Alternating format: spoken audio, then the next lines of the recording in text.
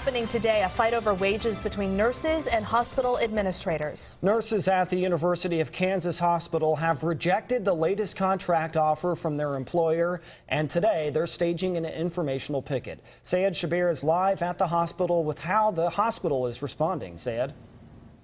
Yeah, good morning, Patrick. You know, the nurses union voted down the contract for next year because they said it has too many cuts and would force highly qualified nurses to leave and ultimately hurt patient care. But the hospital says it's just trying to maintain its high level of care without making any layoffs. But here's the details from the contract. It calls for cuts to tuition reimbursement, paid time off, and premium benefits for nurses who work the evening, night, or weekend shifts. But the hospital says about 65% of the nurses will actually get a raise, and 23% will lose about $8 a year, which is pretty much remaining equal, and only about 12% are looking at facing a cut. Hospital executives also tell me that the nurses union voting down the contract represents a small number of the overall number of nurses at the hospital. Here's the breakdown for you. There are 6,800 employees who work here at the University of Kansas Hospital. Of those, 2,500 are nurses,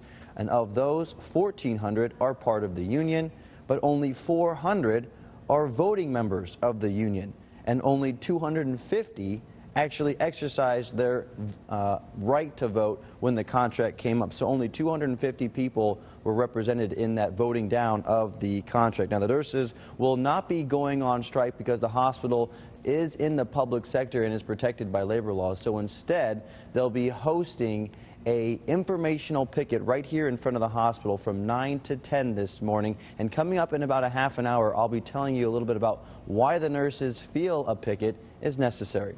Reporting live this morning, KSHB 41 Action News.